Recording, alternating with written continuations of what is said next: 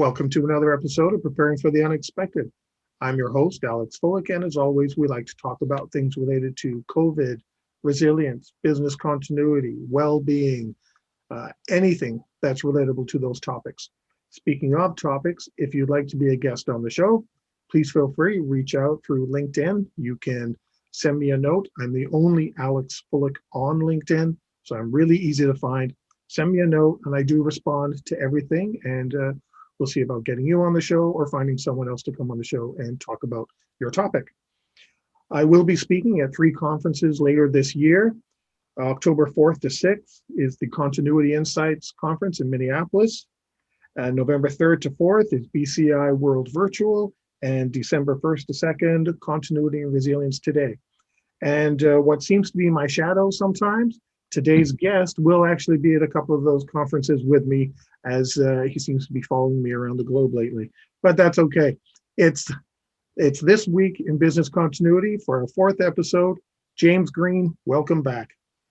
Thanks, Alex. Yet again, we have a lot to talk about. We always wondered if we would have enough content.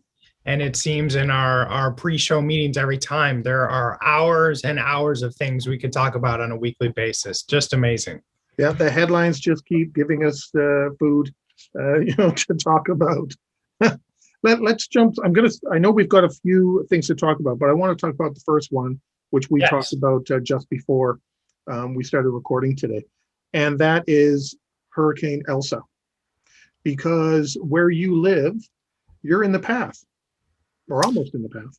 No, I'm in the path. Absolutely. I am north of Tampa, Florida, which is right in the path of a hurricane. People always ask me, why do you live in Florida? And this is one of those times where I can't realistically answer that question. As I was telling you before the show, being a resilience person just like yourself, when we built this house, we are 107 feet above sea level, which might as well be Mount Everest for Florida.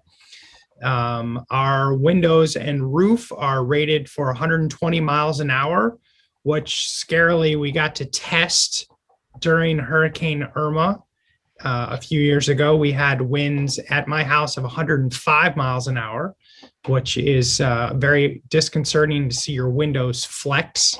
You never want to see your windows flex. So I think we're prepared. People think we're prepared. But one thing I was thinking about, you and I were speaking about this. This is Wednesday. We're going to air this. So we were talking about last Friday as a hypothetical. And my question to you was, is anyone in the US right now or anywhere in the world psychologically prepared for a weather-related business continuity event? And that question was hypothetical, and now it's actual. And what made me think about this question, Alex, is for the first time last week, I was on an airplane for the first time for a work trip since December of 2019. So I flew from Tampa to Chicago and back. So all within the United States. I'm fully vaccinated. My family's fully vaccinated. Still required to wear a mask in airports and airplanes through US FAA regulations.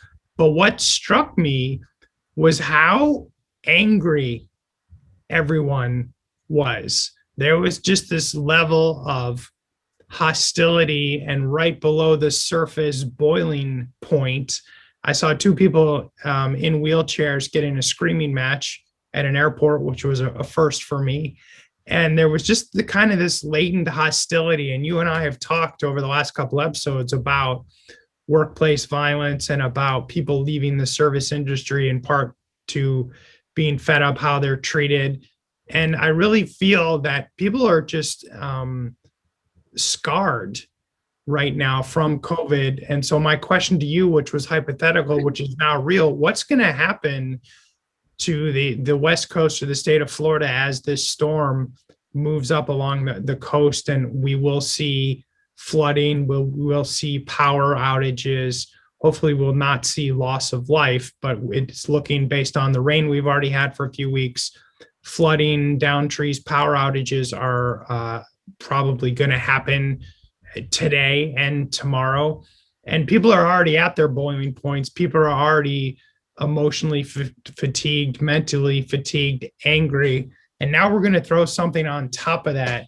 And I'm worried about our resilience as communities. And I think we're reaching a breaking point from a personal and community resilient standpoint. So I'd love to hear from you now that this is real and not hypothetical. What are you seeing in terms of how people are dealing with concurrent business continuity events? Uh, well, I won't comment on what it's like for people in Florida and a hurricane because Yes. I've never been through one myself, so I can't even guess. The closest I've ever come is being inside a simulation in Darwin, Australia, when Darwin, Australia, decades ago had a storm go through and literally wiped the entire city virtually off the map. And just standing in that, give me an idea of what it feels like. But that's about it. But I think you've touched on quite a few things because when people face multiple situations, death of a loved one, um, uh, and other things, problems at work, those are things that are still within their sphere of influence. Their support systems are there, family and friends, neighbors, to draw upon.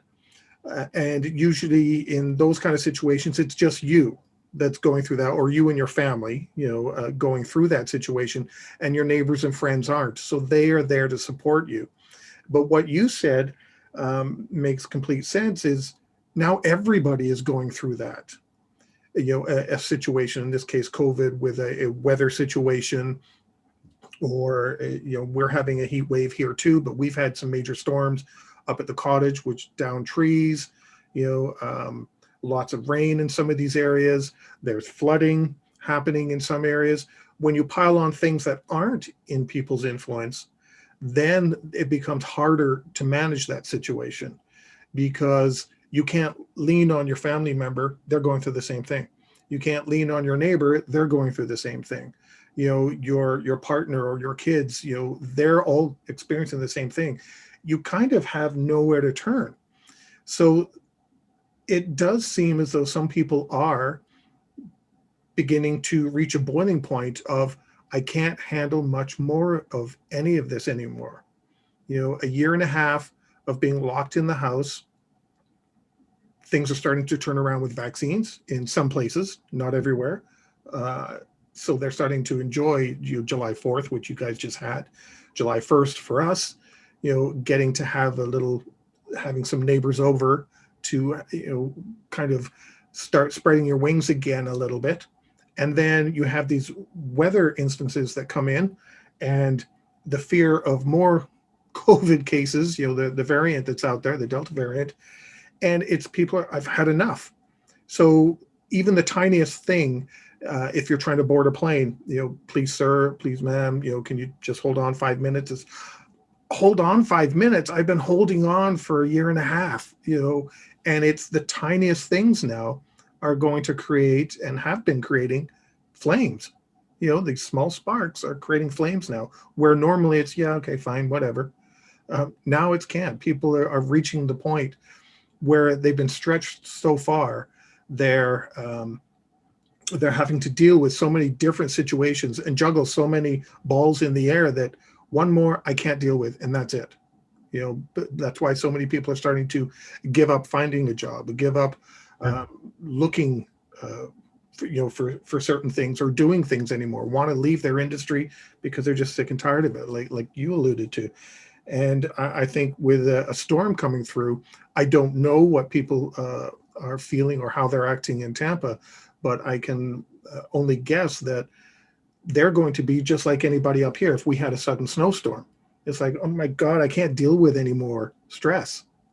I've got so much stress, even though people are starting to go back to work, something else still happens. So as you take a step forward, it's always feeling as though you're actually taking 2 steps back. And I think that's what's causing some of this anger and frustration. The fuse is now so short for many people.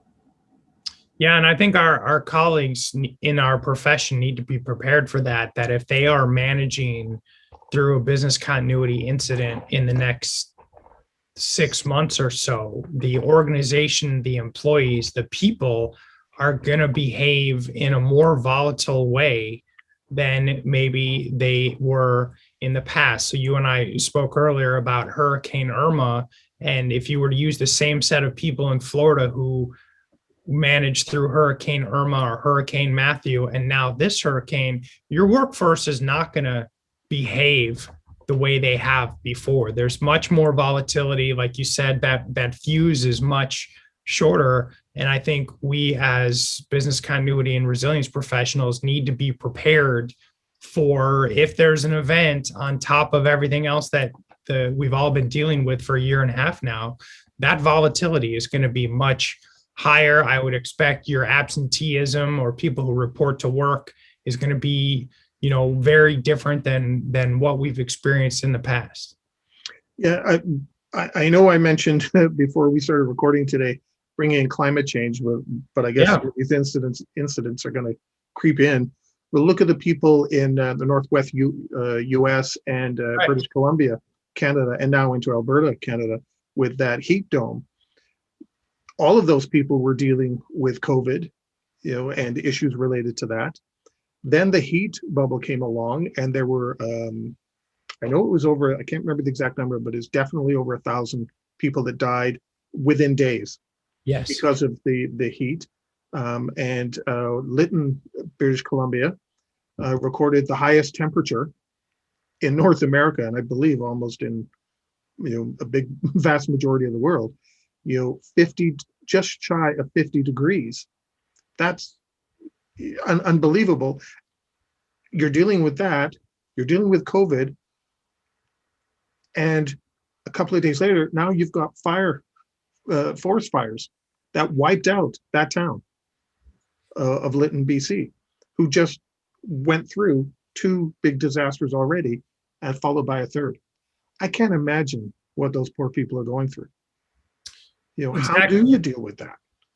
I don't think you do. And it reminds me of something you and I spoke about in a previous episode, where if your business continuity plan was to send everyone to work from home and something then happens, what do you do? And one thing you and I didn't even think about, and it was only a month ago, what happens if your workforce is working from home during the summer and there's forced power outages, or in New York City, they were asking people to turn off their air conditioning units. So work from home. And like you said, when it's 50 degrees outside, there's no plan for that. And I think companies are going to start to see people just say, hey, it's too hot, or I was in a rolling brownout or a rolling blackout. I have no power. Now I can't work from home. Or, by the way, I'm in the Pacific Northwest or areas of the world that we've never had to deal with temperatures 50 degrees Celsius, 115 to 120 degrees Fahrenheit. Those are, like you said, those are leading to, unfortunately, people's deaths. You're seeing a massive impact, and I think you're seeing huge psychological impacts too. Yeah, I watched one news report on people that live in Edmonton, Alberta. And for people that don't know that, if you know Calgary, a lot of people know where Calgary is. Edmonton is straight north, a couple of 100 kilometers. They are experiencing that heat bubble. And where that city is, the majority of people do not have air conditioners. Now, because they don't never have to deal with it. Why would you? Now, yeah. And now all of a sudden, they can't deal with it, and they are having blackouts. They are having people that are suffering because of it. Well, how do they keep on working? And you brought it up. You mentioned it perfectly. There's people at home. They've been sent home because of COVID. Well, now they can't work from home. Now what? Yeah, and the climate change, that you brought up earlier is something that our profession needs to take into more and more of account. When we do our risk assessments, people base them on what's happened in the past. And I can guarantee you, in that part of the United States and that part of Canada, no one had done a risk assessment on, well, what if it's north of 50 degrees? What if we have power outages and fires because of unusually high temperatures, not unusually low temperatures? But we're seeing those assumptions cause people throughout the world a lot of trouble. So look at the power outages in Texas. Mhm. Right? They said, okay, 11 years ago, we had unusually low temperatures. So we're going to make sure all our systems work to that point. And then they had weather even colder than that. They weren't prepared for these radical changes in temperature that we're seeing on the low end. And now you're seeing we're not prepared in the Western US and Canada for temperatures on the high end.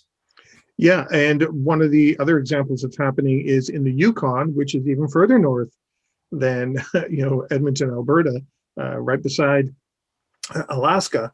They are experiencing floods because of the temperatures from this heat bubble is now melting the glaciers and all the snow. They've never had to worry about that too much. Yes, climate change, there was the concern about melting glaciers, etc. But now it's happening fast, really fast. And I think it was, I wrote it down actually, Juneau, just outside of Juneau, Alaska, they experienced they called it, I think it was an ice quake, where with the heat and the cold happening, it was actually causing problems with the ground, and they actually got seismic activity as a result of it. Who would have thought of that? We're going to have seismic activity as a result of a heat bubble that's in British Columbia and Oregon, Washington State. Yeah, and I think we need to start asking those questions. Hey, what if the temperature, the high temperature is 5 to 10 degrees Celsius or 15 to 20 degrees Fahrenheit higher than the record high for this area? What happens? And then what if it's the same below the record low? We've certainly seen over the last few years that that's happening on more of a frequent basis, and organizations are being caught off guard repeatedly because they haven't assumed that it would ever be worse, high or low, than it was up to this point. Yeah, I think we have to think beyond the likely and the probabilities. There's a good chance that might happen. There's a good chance this might happen. We also have to incorporate, well, what if that does happen, but go to the extreme? Times it by 10, times it by 100 or whatever, to really cover yourself, because that's exactly what's happening now. It's extreme stuff. It's not the simple, we had a tremor and our buildings are coded to be able to match, a 5.0. No. Buildings for a 9 now, 9.0. Exactly. Any other final comments before we change topics on Hurricane Elsa and anything down in Tampa, or you're set? I hope you and your friends, family, and your neighbors are all safe and will be safe, of course. Yeah, we are all safe for now. I hope everyone will be safe. And I think this goes again, we're seeing hurricanes earlier in the season than we ever have. We're seeing them later in the season than we ever have, stronger than we ever have. And organizations and people need to be prepared for the unexpected, and that those anomalies are at some point, they're going to become normal. They're not going to be outliers. I think they're going to increase in frequency. Yeah, black swans are going to become white swans. To take that analogy of the book. Exactly. On that note, we've come to the end of our first segment. We are talking with James Green with This Week in Business Continuity. We'll be right back.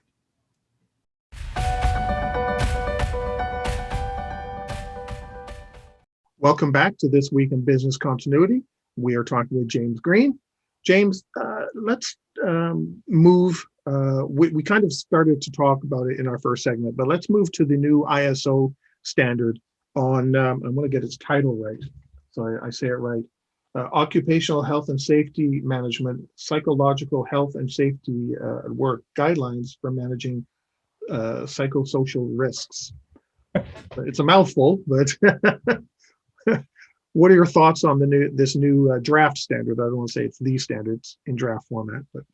So the first thought I have is I think that ISO purposely tries to make their standard names as long as possible so that people forget them and just refer to them as the numbers. But what I found interesting here, and I know people have very strong opinions, positive and negative, about ISO standards, about regulatory standards to begin with. But I like to look at what are the standards, what are the regulations being proposed, and why. Often they are a direct result of something negative happening. So in the United States in late 1990s, early 2000s, you had Sarbanes-Oxley as a result of WorldCom and Enron. Here you have, I find it very interesting that ISO has a draft standard on the psychological risks in the workplace. And I think it ties back to what you and I were speaking about in the first segment. And the reason I wanted to talk about it today is if you're in the field of business continuity or risk management or resilience, this is becoming more and more of something that you need to recognize, that you need to respect and see as a risk. There is that volatility in the community, in the workforce that I haven't seen in my lifetime. And there was some interesting things that I pulled out. I know you have a ton of comments. I wrote some things down just to make sure I got them right. But some of these, if you think about the context, psychosocial hazards are increasingly recognized as major challenges to health, safety, and well-being at work. Someone would probably dismiss you saying that 5 years ago. Yeah. And now we're at the point where the ISO is writing a draft standard on it. So I really think it's interesting that the mental health of your workforce, the emotional health of your employees is becoming so volatile, is becoming such a risk now. Recognize that there's standards being introduced to that level. So I'd love to get your thoughts. I know you read through the standard and we're taking some notes. I'd love to hear what you thought. First, I just want to give its number because we forgot to mention its number. It is ISO 45003. It's in draft format, but that's the number just so that people can remember it. When I went through this and pulled a copy off, there is a ton of information here. It's 21 pages. I have one of the biggest things that stood out for me is that, and we've talked about risk, and we just finished talking about going to extremes. If we're going to talk about temperatures, we're talking about temperatures all the way across, from cold to hot, not just within a specific time frame in the climate where we live. And I can't help but think when I read this one that it's looking at one scenario of a risk. And I don't know if this is the direction that seems to be happening, but it gives the appearance of a first read through, I've only gone through it once, that the standard is based on a scenario. Mm-hmm. And I'm wondering, is that the right way to go? Does that mean we're going to have a standard for workplace violence? Are we going to have a standard for other workplace areas? And that was one of the big things that jumped out at me going, well, this seems to be one scenario. And I'm not sure that's the right path to go. Maybe I'm wrong. Like I said, I only went through it once. But that's the biggest thing that stood out for me. Then as I went through, I was starting to make notes of how this seems to incorporate other standards. It doesn't seem to be a standalone standard, I'm going to mention it here. Where is it? It's on my list here. 27001, physical site, standard. Okay, I know what it is. It's one thing. It's not a scenario. It's the standards around, your physical facility, how you access it, manage it, et cetera, et cetera. Okay, that's fine. But as I went through here, there seemed to be quite a few others, and it alluded to, and I'm just going to go through the numbers and say what they are, but there was 10 that I came up with right off the bat. 22316, organizational resilience seemed to be in here. 22301, BCM seemed to be in here. 45001, occupational health and safety. Obviously, that would be in here. 31000, risk management was referenced in here a lot. 9001, quality management systems. 14001, environment management systems. 10075 ergonomic principles, 6385 ergonomic principles in designing. So it's taking a step further. I already mentioned 27001, and there seemed to be social responsibility 26000 in here as well.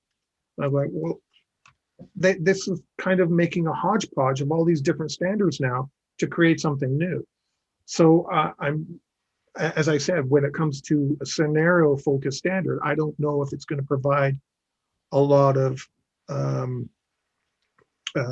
additional feedback. I think some of this information could probably be incorporated into some existing standards, enhance them rather than have a scenario based standard. At least that was my initial thinking to it. And the last point I will say is all these standards seem to have the sentence leadership will, I forgot the word they use, but well, demonstrate. Leadership will demonstrate, blah, blah, blah, blah, blah. And I can't help but think that leadership cannot know everything under the sun. They do still have to manage and lead a business. Managers still have to lead teams and manage a business. Employees still have roles to do. I don't know how so many standards now, especially if they're going to become scenario based, everyone could know and be able to manage. Yeah, and that's certainly a problem. And I think we all saw that play out during COVID. If you have scenario-based standards and you have scenario-based plans, what happens when the scenario isn't on your checklist? Yeah. Basically take all your plans and throw them up in the air. And that is one challenge I've always personally had with the ISO standards. To your point, if I'm trying to build a strong risk management organization, there's ISO standards around EH&S, around business continuity, around risk management, around crisis management, now around psychological risk. Those are just 5 areas I can think of, plus quality, all of these things. There's no way, I don't see how it's productive or where there's ROI to meet 35 different standards to say you're resilient, to say you're actually mitigating risk. So that's a challenge I've always had with the ISO standards or being certified to an ISO standard outside of manufacturing when the process is the same, it's duplicatable, it's repeatable. That's where the ISO standards claim to fame kind of first rose, right? To have an ISO standard certification against a quality standard really meant like you are the best of the best of the best in terms of manufacturing, not only philosophy and strategy, but in output and tactics. Now, when you get into what we do, to your point, how would you figure out if you're resilient or not based on 35 or 40 standards? Yeah. I don't think you can get there. I don't like helping organizations reach those standards. I won't do audits or assessments towards those standards. It's too murky. The reason that this one jumped out is because I typically see ISO as kind of a lagging regulation, a lagging standard, like a lot of the things that they're doing, not typically at the forefront of risk management or the forefront of standards management. And that's why I thought this particular standard around what they call psychosocial risk was even more interesting to me, because this does seem like an area of risk management that is leading edge, that we should be as business continuity professionals. We always say you can't have BC without people, but then we forget about people are human. And like you said, we're all at our breaking point. So I found that aspect of an ISO standard addressing that very interesting and very telling to me, that it says, hey, this is on a lot of people's minds, and maybe not necessarily that you should quantify it and certify it towards it, but it is something that you need to be incorporating into your risk management and BC programs. Yeah, good points. And I think we've, I don't mean you and I, but we as an industry have thought about the workplace violence and what triggers some of that. And that's where I saw some of this fitting. Yes. Some of these are triggers for hopefully not, but workplace violence and problems within the workplace. So I saw this folding into that, expanding, part of the triggers as to what causes that, rather than being separated out. But maybe, as you defined it, maybe that's the reason to bring this out separately, because it is so people centric that maybe it could get lost if it does go into some of these other standards, or folds in some areas. Yeah, because I think we as business continuity managers and resilience professionals, we should know the mood of the organization. We should be able to say, hey, how are people feeling generally? We should know the morale of the organization, because that affects how effective we're going to respond to an event. It is still people. At the end of the day, it's people who respond. It's people who bring a business back together. It's people who go above and beyond. And if they're not feeling it, they're not going to. And I see a lot of organizations miss on their expectations versus reality. And one of the drivers is also often, I'll say to them, well, the morale of your organization is terrible. So if people hate coming to work during the best of times, why do you think they're going to come to work when they have 2 feet of water in their house? They're looking for reasons not to come to work. So you need to factor that into your response and recovery, that, hey, no one's going to show up because, and you can see our sick days are high, our attrition is high, our turnover is high. There's numbers you can pull from HR or other organizations to help shape your risk management strategies. There was another point that I missed on my note here, but you alluded to it, regarding audit. And how do you audit something along the lines like this standard?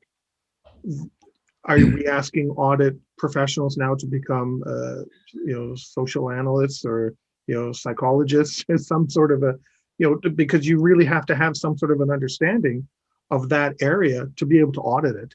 Otherwise, it becomes a tick box. They just ask a couple of questions, have no idea, or I won't say no idea, but don't have the full understanding of all the background of what this question means. And it just becomes a tick box. Do you have this? Yes, good, check mark. But you really aren't aware of what you're asking or seeking. And the same thing with the business continuity professional, or emergency management, or crisis management, or leadership in general.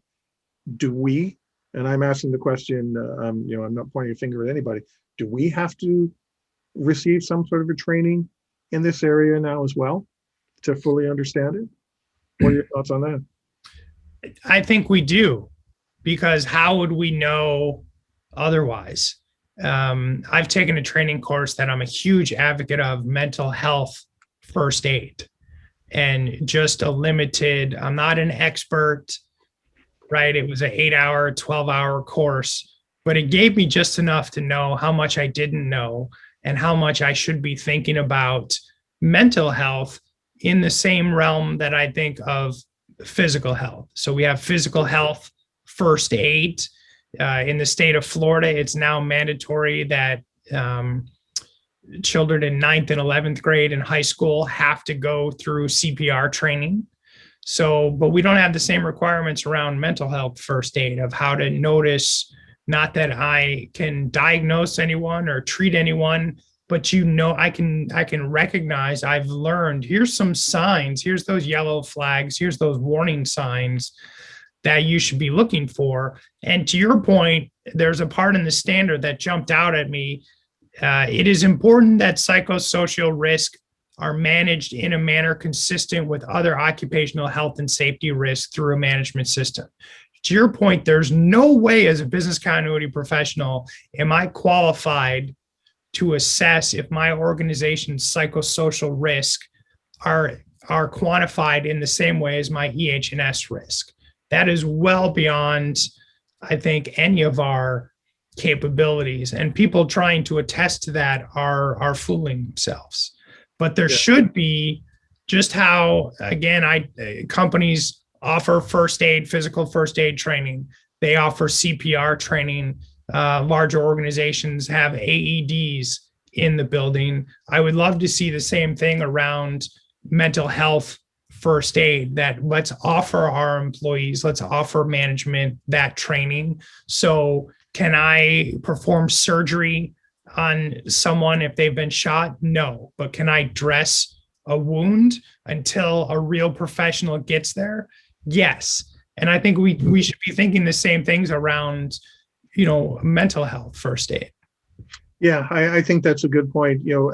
Being able to have a conversation about it, but not be the expert or the subject matter expert about it, but be able to have a conversation, as you say, be able to recognize some of the signs, to be able to at least, if that person isn't willing to raise the flag or say anything, you can recognize that that person has an issue, to raise the flag and help them before something happens. I think that we'd all benefit with that, because one of the other big situations that occurs is PTSD.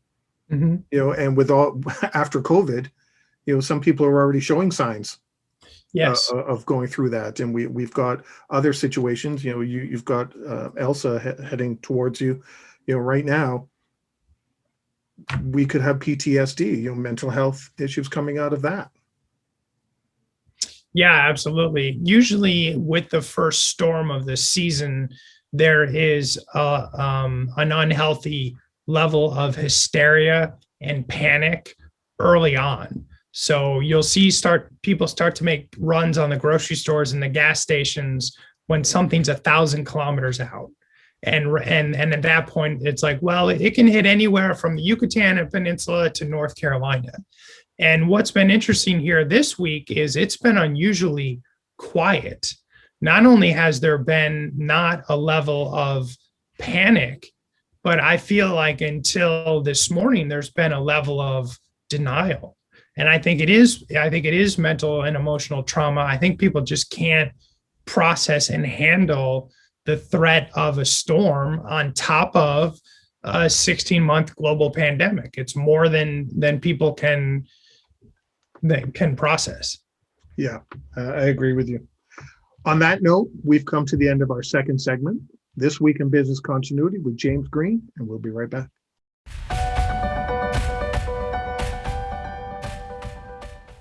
Welcome back to This Week in Business Continuity with James Green. James, great first segments. We've had so much to say, and we have actually quite a few things to mention in our agenda, and I think we're going to get to everything. But let's jump to one, the Surfside Florida building collapse. What are your initial thoughts on that? Yeah, so it seems to be the Florida show today. But this is what frustrates me about this tragedy is this is yet another event where there was a loss of human life that should have been prevented, that at the very least people knew about. So this collapse was 2 weeks ago, and you had an inspection report in 2018 that said, hey, this south tower has a serious problem. So the way that the roof was, the way that the swimming pool was, there was no way for water to run off. And in an area like Florida where it rains a lot, you need a way for water to run off. And if it doesn't, it'll just kind of evaporate and sink into the concrete, which causes instability problems. So this was a known issue 3 years ago. They were up for a 40-year inspection this year, and they had started to put in place, well, here's the risk mitigations we're going to do. Miami-Dade County said, hey, here's a list of 3,000 buildings in the county where there's sinking because we've overbuilt. So again, parts of climate change, we've overbuilt, which means things are going to sink faster than we thought they would. And where you have risk with buildings is if a building sinks all at the same place, same time, it's great. But if this sinks a bit more than here, you create structural stresses which is problem. So we knew all this information, or somebody knew all this information, and no one took action. And then you had a building partially collapse, and you have 40 people who have lost their life and over 120 missing going on 10 days, which we all know those odds aren't good. And then again, you had Hurricane Elsa coming, so they had to implode and collapse part of the tower before that they would have liked to, because you don't want to have an unstable building during a hurricane. But I've just been thinking, like, who knew about this when, and not from a news talk show like blame game, but it just seems it seems more and more that a risk event happens, a disaster happens, and then afterwards the whole story comes out, and there's someone like you or me who says, well, I knew this, I documented this, I wrote this report. So what is it? Why are we not taking action? And I loved off the air, you mentioned Harry Truman, the buck stops here. Where in events like this, where do you see, is it the architect? Is it the builder? Is it the owner of the building? Is it the county? Is it the inspector? Who's responsible here, and who should be responsible is one of the things I was thinking about. And I think that is the problem. Everyone thinks somebody else is responsible, but I'm responsible to somebody else. That person's accountable to make sure I do and take care of my responsibilities. That person that I'm responsible to is responsible to somebody else. They have accountabilities to make sure that my boss is taking care of his responsibilities. And I think some of this, of what I've heard on the news, nobody's quite sure who's responsible or accountable for what. Enough people knew what the risk was. Yes. And that cannot be denied by anybody. There are too many emails and reports that are out there from different organizations. But I think it was the case of the buck doesn't stop here. The buck is continuing to be passed around. It's like duck. I don't know if you have this game, down there, but like duck, duck, goose. Yes. Everyone's just saying duck right now. Well, when does it stop and someone says goose? And it's as though nobody wants to be the accountable party under any circumstance. And even if we're talking outside of Surfside, with other situations, yeah, I'm responsible, but I'm only responsible for this much.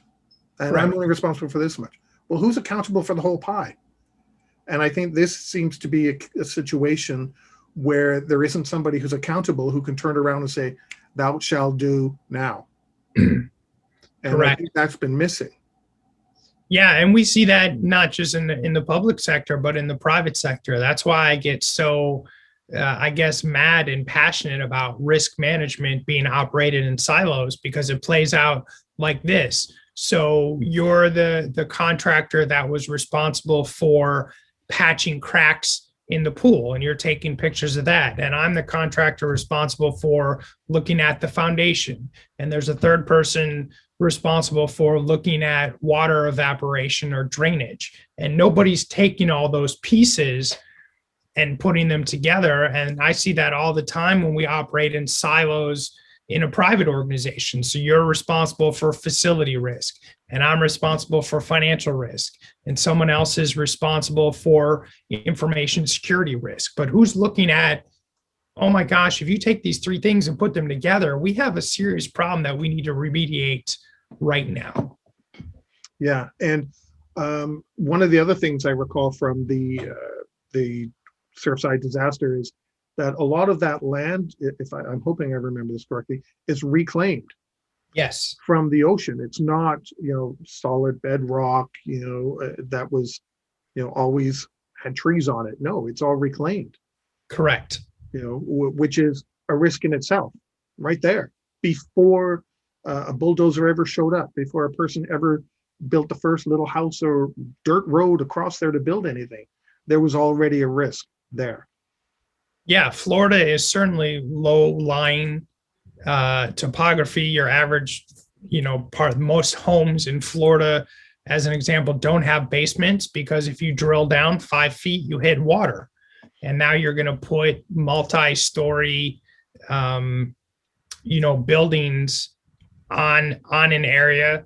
The Surfside South building actually had to get a waiver. The city at that time said you can't build above X feet, above X meters, and they built above that, with legal approval. So there were some sanity checks in place that get ignored over time. It goes back to what you talked about. Well, the probability or the likelihood of risk is low, so who cares? And I think we need to get away from that model.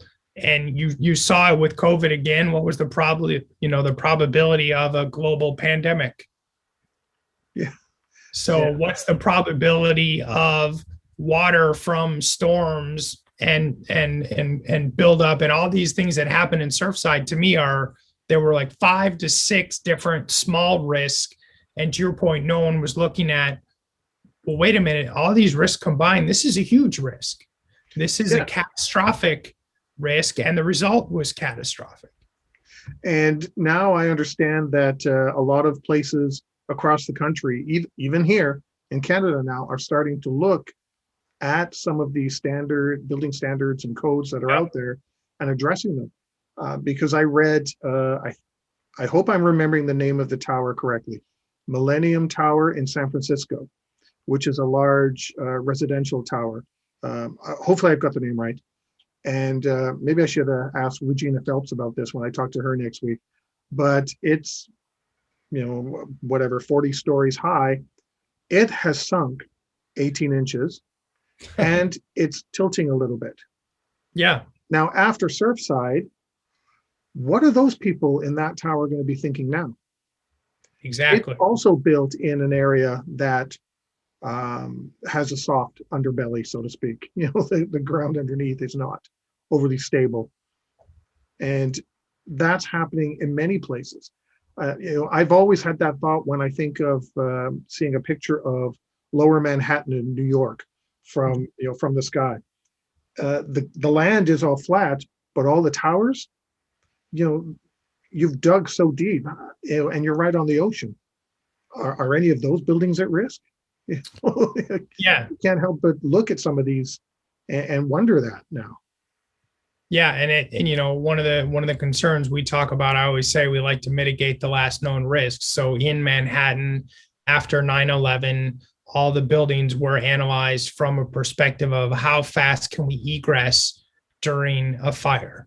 And now, like you said, in Miami, they're looking at every building over 40 years old in terms of environmental impact. And then something else will happen, and then we'll use that standard. There's not just one thing that we need to be looking at when we mitigate risk. And it tends to be whatever just happened, we assess that and then forget about all the other potential pitfalls. It's as though we need to break this cycle of response mode. Yes. Right? We're always trying to catch up to something rather than proactively doing something, when it comes to risk. It's not happened yet, but it's a case of when, not if.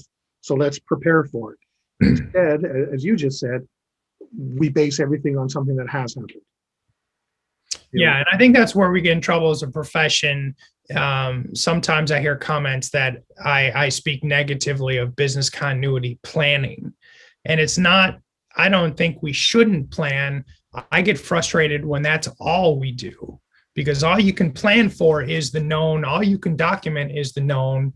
And my belief is that's not enough, that we need to do that, but that can't be the end game, because to me, that is check the box. You do a risk assessment, BIA, plan, exercise, check, check, check, check. It's all within the realm of the known or recency bias, or right now management's telling everyone, hey, no more pandemics. Like, we can control a pandemic, but you're going to focus on planning, which is important, but it can't be, to me, the end state. It can't be all that we do. And right now, all these cities looking at how much has a building sunk. Yeah, we should be looking at that, absolutely, but let's not make that the only thing we do for the next 2 years. Yeah, I agree. I agree with your comments 100%. Planning shouldn't be the beginning and end all of everything. We got to do some work up front.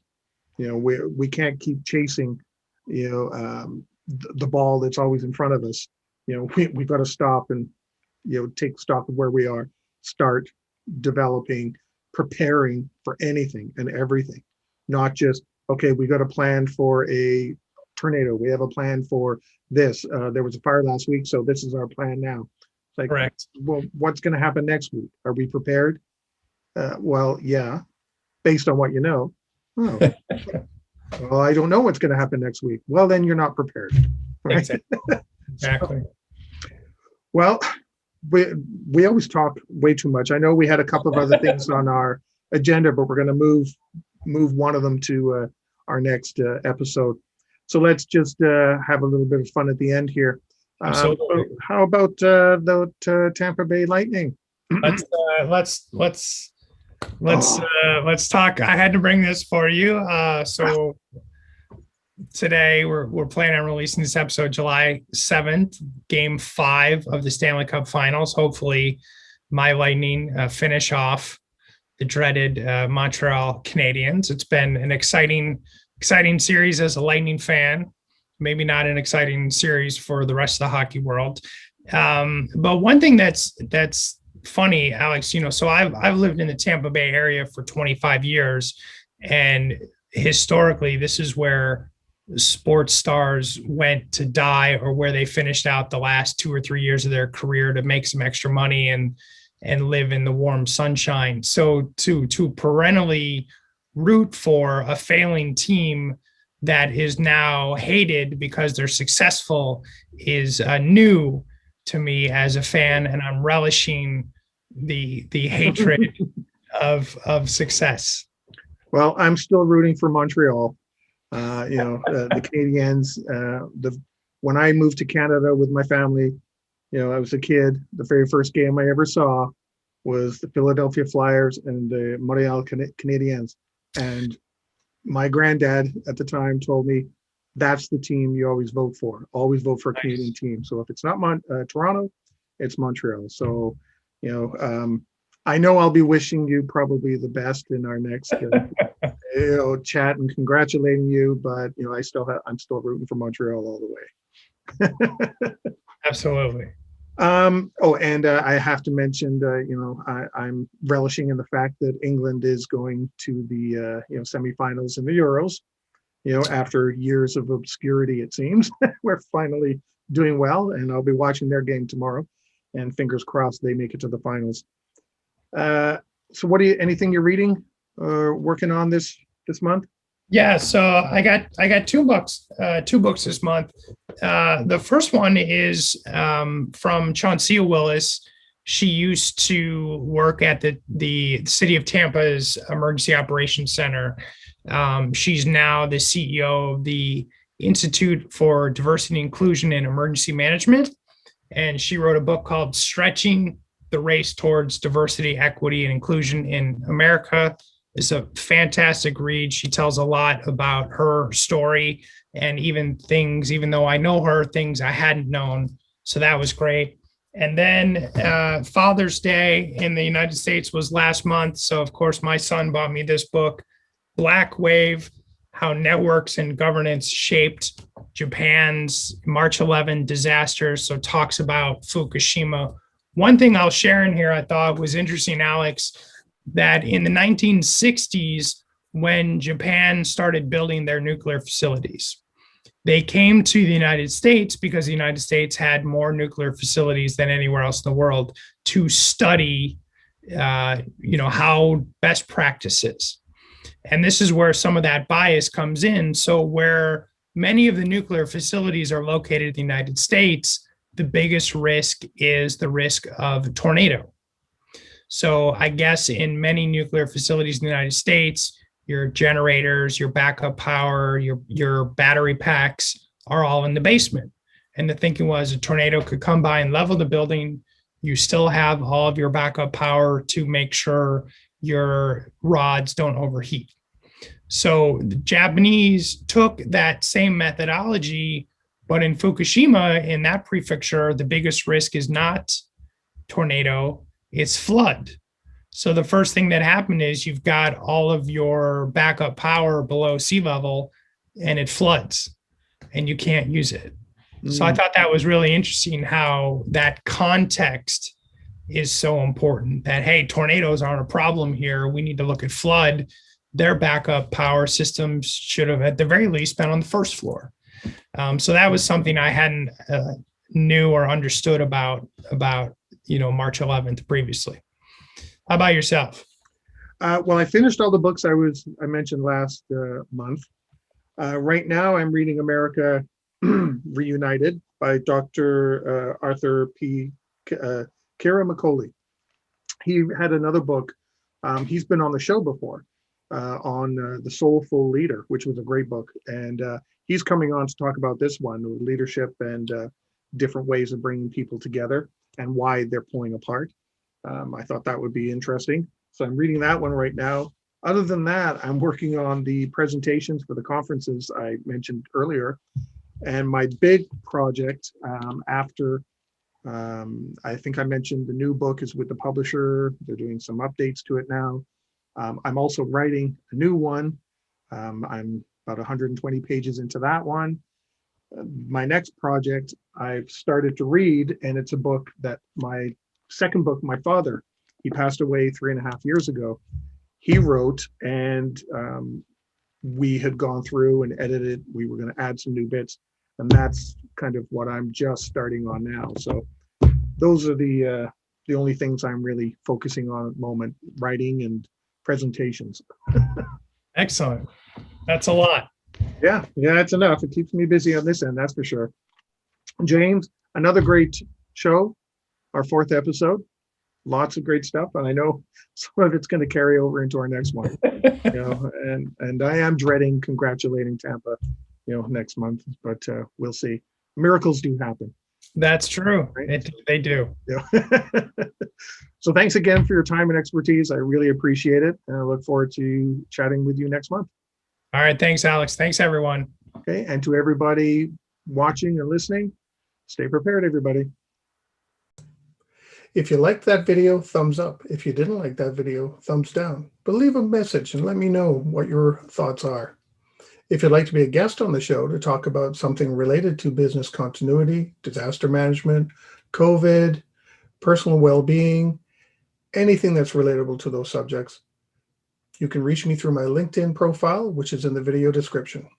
And of course, don't forget to subscribe. In the meantime, stay prepared, everybody.